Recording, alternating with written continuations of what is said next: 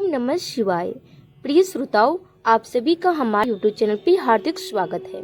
आज के इस वीडियो में आप रसपान कीजिए श्रावण मास के तीसरी अध्याय की कथा।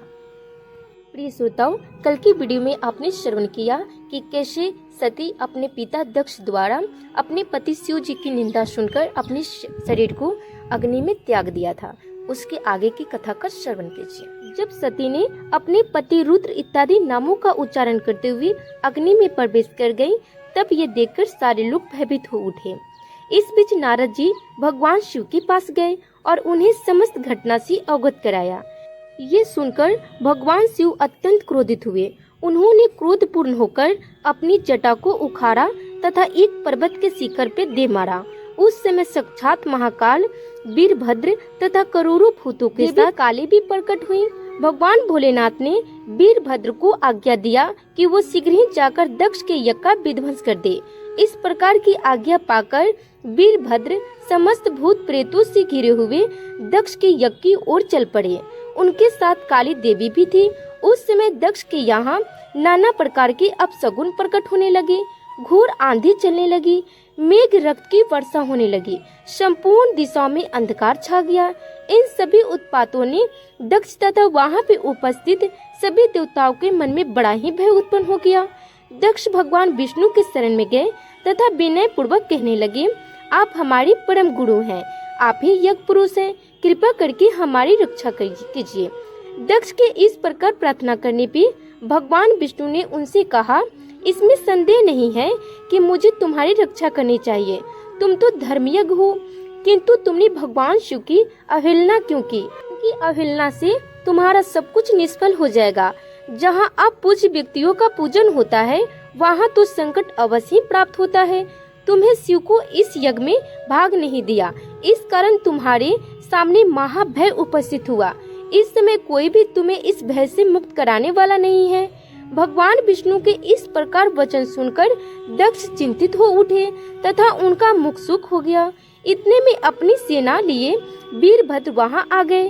उनके साथ काली, कत्यानी, ईशानी, चामुंडा, मर्दनी, भद्रकाली, भद्रा, तत्वरिता तथा वैष्णवी इत्यादि देवी तथा भूतों का महा समुदाय था।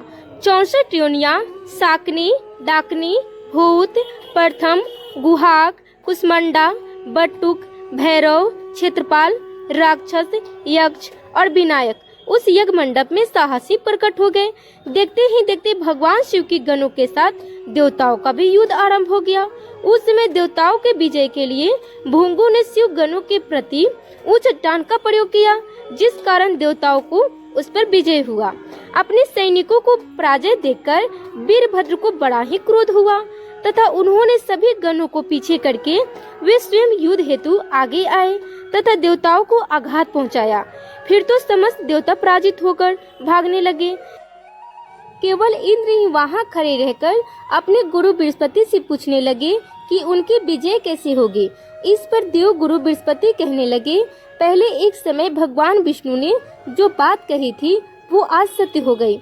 यदि फल रूप में परिणित हुई कर्म का नियामक कोई ईश्वर है तो वो भी कर्ता ही आश्रय लेता है। कर्म करने वालों को ही ईश्वर उसका फल देते हैं, ना करने वाले को नहीं।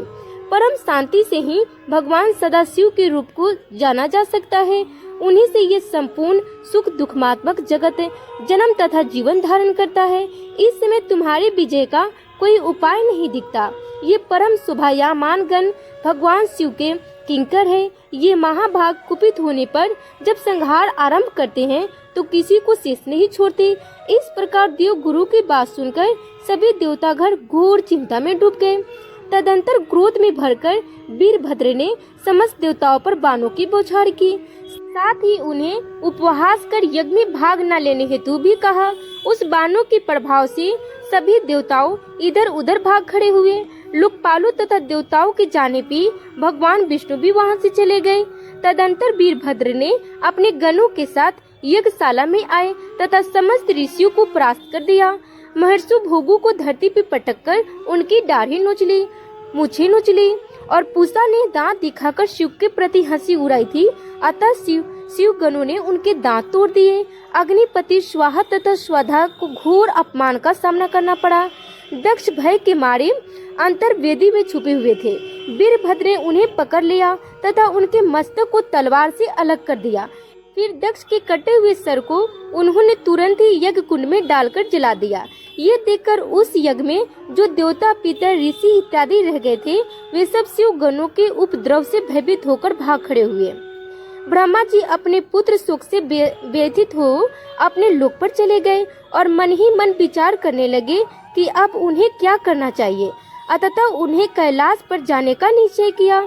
अपने वाहन हंस पे आरूढ़ होकर समस्त देवताओं के साथ ब्रह्मा जी कैलाश पर्वत पे गए। वहां उन्होंने नंदी के साथ एकांत में बैठे हुए भगवान शिव के दर्शन किए। उन्हें देखकर ब्रह्मा जी दंड की भांति पृथ्वी पर गिर पड़े तथा अपना अपराध क्षमा करने के लिए निमित्त भगवान शिव की स्तुति करने लगे। उनकी स्तुति से संतुष्ट होकर शिव जी ने ब्रह्मा जी से कहा, दक्ष अपने ही कर्मों के कारण मारा गया है। इसमें तनिक भी संदेह नहीं है कि किसी को ऐसा कर्म नहीं करना चाहिए जो दूसरों को कलेश पहुंचाने वाला हो। तदंतर भगवान शिव ब्रह्मा आदि कंखल में आए। जिस स्थान पर दक्ष यज्ञ का आयोजन चल रहा था, वहां आकर उन्होंने वीरभद्र द्वारा किए गए संहार को देखा। भगवान शिव को आया देखकर वीरभद्र ने अपने समस्त गणों के साथ उन्हें प्रणाम किया। वहां के मार्मिक दृश्य को देखकर भगवान शिव ने हंसते हुए वीरभद्र से कहा कि वीरवर, ये तुमने क्या किया? दक्ष को यहाँ शीघ्र ही यहाँ ले आओ, जिसने ऐसा यज्ञ किया। भगवान शिव द्वारा इस प्रकार आदेश पाकर वीरभद्र बड़े उत्साह से दक्ष के धड़ को लाकर उनके सामने रख दिया। भगवान शिव ने वीरभद्र से पूछा, इसका मस्तक कहाँ है? अगर इस दक्ष का मस्तक मिल जाए तो वे उन्हें पुनः जीवित कर देंगे। इस पर वीरभद्र ने कहा कि मैंने उसी समय उसके मस्तक के यज्ञ में आहुति दे दी। अब तो केवल यज्ञ पशुओं के मस्तक बचे हुए हैं। इस पर भगवान शिव ने दक्ष के धड़ से एक यज्ञ पशु के मस्तक को जोड़ दिया, जिसकी दाढ़ी भी थी। इस प्रकार दक्ष को पुनः नूतन जीवन प्राप्त हुआ। जीवित होने पर अपने सामने भगवान शिव को देखकर दक्ष खड़ा हो गया तथा उनके चरणों में गिरकर मस्तक झुकाकर उनका स्वागत किया।